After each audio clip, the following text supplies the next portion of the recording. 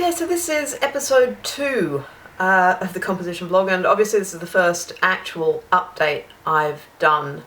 It's been quite an interesting process looking back over the work I have done over the past couple of weeks and trying to find a way to talk about this coherently when things have kind of just bled into each other. There's been quite a lot of crossover. I don't know that I'm going to manage to convey that terribly well, but I will do my best. So I mentioned last time that I was thinking for the Plusminus piece that it might be in the form of little origami boxes. So I actually ran some tests for this. I dug out my origami paper from the bottom of the drawer and made up a box with a lid, which was nice. It was nice. I enjoyed that. It was actually easier than I'd recalled, but then the last time I did it was the first time I'd done it, and yeah, that was on a day of intense boredom while I was working at PricewaterhouseCoopers and we had absolutely nothing to do. However, I felt the size was a little bit too small for performance. It's good in the hand, so it's about palm sized. But of course that's quite small if you're thinking an audience watching a performance.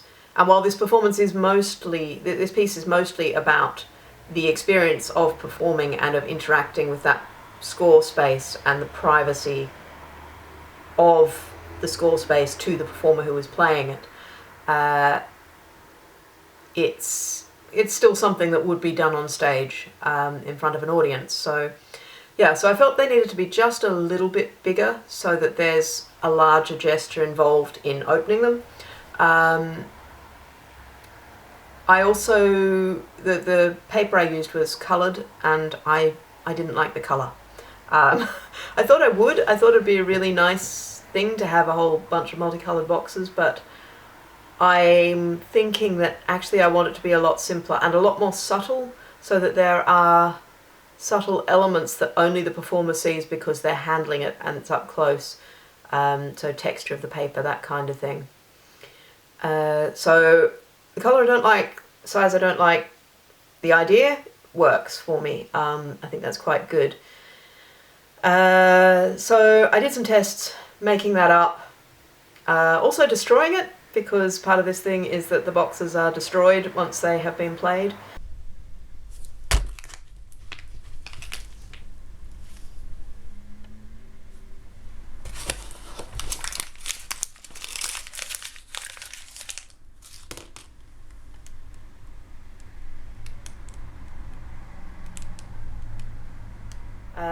You'll see in the little video clip I'm inserting here that there is also a rather dodgy looking yellow paper crane. I was thinking about the idea of things in the boxes, and I thought, look, I'll just make a crane and see if it works. Clearly that kind of model isn't going to work because, well, that one was a bit big anyway. But it also requires just too much assembly at the end. It kind of got crushed in the box because it was a bit big. And then at the end I realised that the cranes have very little points where they actually touch the ground, and the idea is to have little origami models that can then sit on the piano strings and may modify, as sort of things build up in the piano, that they'll eventually modify the sound perhaps. So yeah, the crane was an aberration. It's gone. I'm thinking about sort of other alternatives.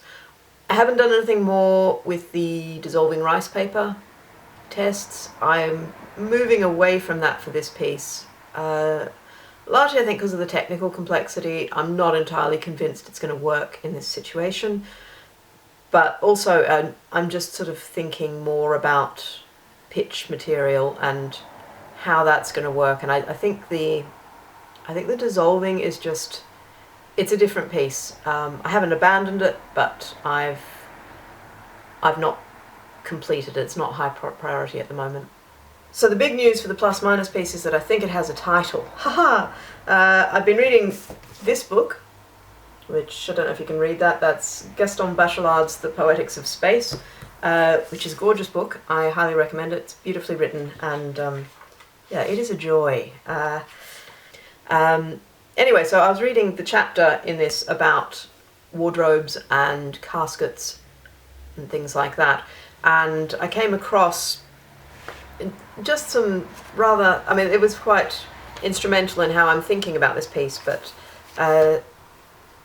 yeah, so just some really nice phrases. And one of the things that he was saying was that in terms of caskets and boxes, when it's closed it's just an object, but when it opens it's something more. When you close it again it returns to the general community of objects, and I thought that was a really nice phrase. So the working title at the moment is The General Community of Objects, which may be shortened to just Community of Objects, not sure yet, but it's a starting point. And I'm quite liking it actually. It sort of works for this. It's been quite difficult actually. Normally when I'm working on a piece I'll either have an idea for a title at the start, or I'll be working with some text that suggests the title, or I'll have quite a clear idea of what I want the piece to be, which then suggests the title. In this case, I've started with 3 instruments and a deadline, and I've been really trying to find my way in from there, and that's been quite hard. Anyway, having got some words, that made the whole idea of pitches a whole lot easier. I quite often work with pitch ciphers. I'm particularly fond of the one used by Origami. It seems to just often return material that I feel links quite well with my own sound world preferences. Not so much this time. Had a bit of trouble with it actually. Anyway, so I plugged those words into the tool that I built a number of years ago to make this easy. So it's Origami's cipher, but without the octave transpositions. What he does is he works his way through the alphabet, and he just keeps going up the scale so that you get different ends of the alphabet end up with the same pitch in different octaves. I tend to not like having my octaves dictated to me because I'm very interested in voice leading and the line and how one gets from one pitch to another, so I just leave out the octave transpositions and I just put the pitch names.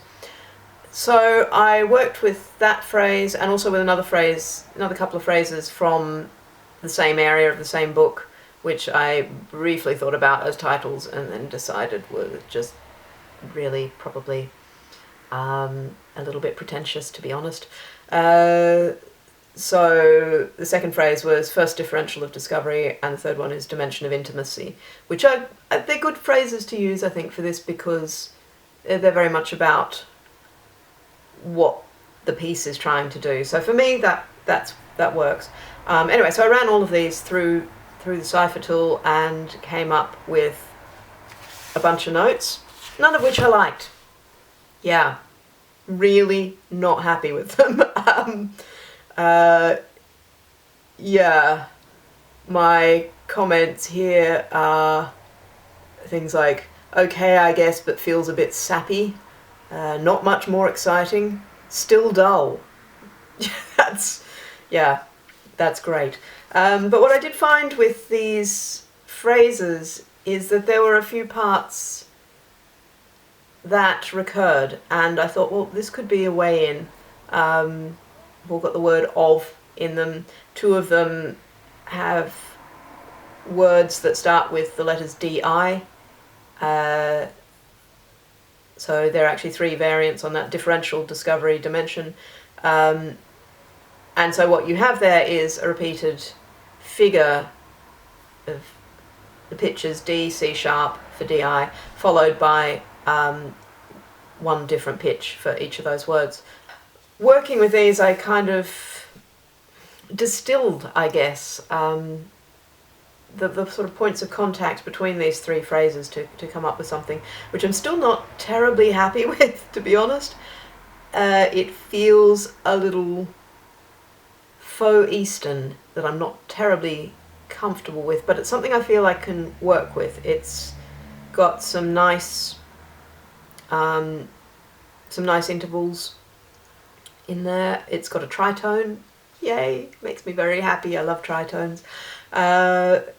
And it's something I can work with, and I may tweak the actual pictures or the accidentals on the pictures as I go along, but at the moment I just need to be starting something, and then it will show me, I hope, what does need to be altered. I like that it's, because they're quite long phrases to start with, I like that this is also a much smaller set of notes to work with. I'm much happier with that, I think. So, and it's a palindrome, which, yeah, means absolutely nothing at all, but hey, palindrome, that's always cool. Yeah, so I thought a bit about types of content of things to go into the boxes. So trying to get away from just always focusing on the form of the score and into what it's actually going to do. So I've kind of brought that down to 3 different types of content. The first is probably fairly obvious, sounds to make, things that you do that will make a sound. The second is actions or objects that will modify future sounds. So things like origami models being placed on the strings of the piano, which hopefully will then adjust the sound eventually. I'm thinking probably not right off, but to build up something that will adjust the sound. And finally, actions or objects which don't affect future or present sounds. They could be placing decorative items or making gestures. I need to think of a way to make this necessary to the piece. I kind of got to a point where it was like, well, little boxes, and there was a thing in Roland Barthes' Musica Practica where he defines composition as to give, to do, and that idea of giving and presence, I quite liked that there were things in there that were not necessarily what you'd expect in a performance, that may be little objects that the performers get to keep if they want. It's a bit silly. I don't know where that's going. Also been thinking about how to put the instructions, or whatever they are, in the boxes, and I quite like the idea of having a little box, and then you take this thing out and you unfold it, you unfold it, you unfold it, and you find it's like an A1 sheet of paper. Yeah, I like that.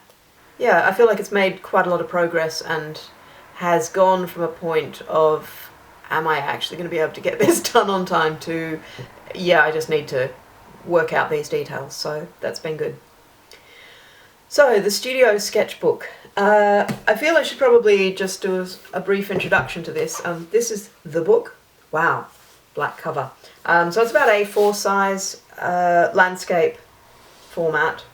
Where this started was a series of photographs I did of the sideboard, which is actually behind me, which you can see. So it's an exploration visually of my studio, how I feel about my studio, what is in it, what do I consider to be key elements that make up my studio, which also encompasses my notebook, and a certain mindset about work and where I work. These are all, it's still early days for this research, and I'm still working out what I think about it. But basically I started with the sideboard, and it seems kind of a random thing to just do a bunch of photos of a sideboard in various states of open and close. But just to demonstrate how this works, the idea of using boxes for the plus-minus piece came out of this work, because I started with the openings and closings of the sideboard itself, and then I started doing, these two involve cutting out panels of the sideboard, and then there was starting to obscure elements of those photographs, and moved on to doing sort of different types of obscuring. These are photographs of things in the studio that I purposely did out of focus. So it's kind of moved on from there, but the origami boxes came out of the idea of the cabinet opening and closing and things being contained and hidden away. Yeah. So the main thing I've been working on has been the floor drawing piece, which I started talking about a little bit last time. I think I just showed you the first version of that, the video stills and the final drawing. It's now up to version 4. So from that first version, which was mostly done as an exercise in movement assessment to see how I move and how I might think about movement on stage, because it's something I've felt that's held me back a bit from trying more composer performer stuff, is that I don't really like the way I move. And so I've just avoided it rather than trying to identify things I do like, or just deal with the things I don't like and work around it. So when I did that first version, I felt that the actions that were most interesting were the ones that were most awkward. The things that were not awkward, it just felt like I was just drawing. It wasn't anything in particular. It wasn't interesting to look at. There was no tension to it. The bits where I was like crouched under the piano or trying to dodge the viola and ended up in a slightly strange position were much more interesting and compelling, I felt. And so version 2, I did the same thing, drawing charcoal down a very long strip of paper, but I did it from a position of lying on the floor on top of the paper and more or less keeping the lower half of my body immobile and just seeing how far I could stretch around and how far down the paper I could stretch using just, that reach, and not worrying about smudging the lines that were already there, but sort of, just sort of working through that. And the third version was the same thing, but done with the contact mic on the paper, because I hadn't been happy with the sound on either of the previous 2 versions. I did like the contact mic sound once I'd taken it out and put it through Logic and run a bit of reverb over it. And I'll put in a little snippet here from that video. I'll put a link down below to the full version of that trial in case you're interested.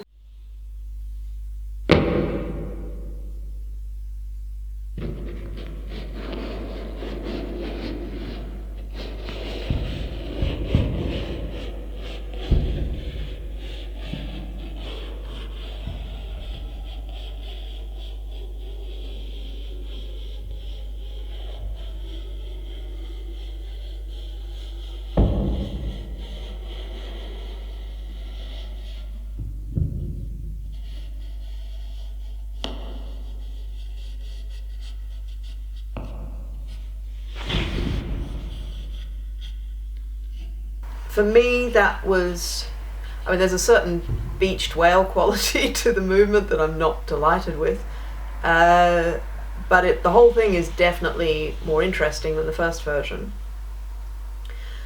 What I found uncomfortable with that then was, as has often been the case in some of my work that involves video, is I really am not that keen on the sound matching up with the visible action. I don't find it terribly interesting.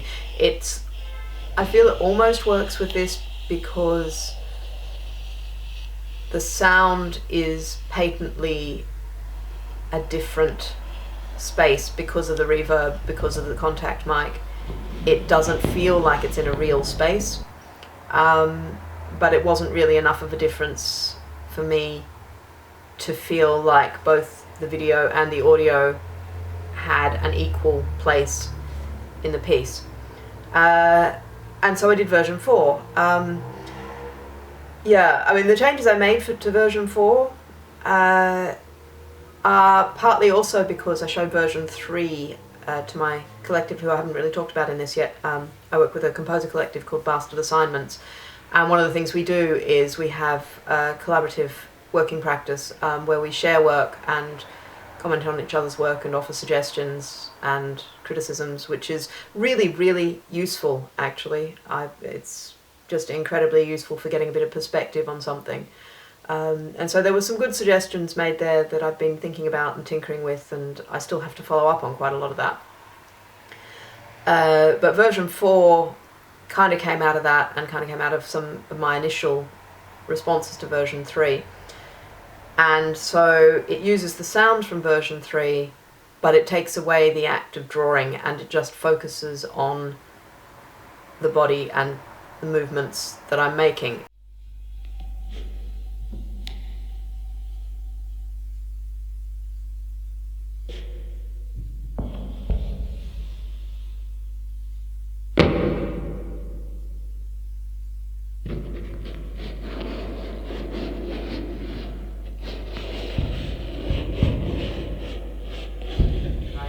decided to sort of layer up in semi-transparent mode so you can see previous actions through the new action, which is also related in a way to a piece I did a few months back called Studio Composer Zone.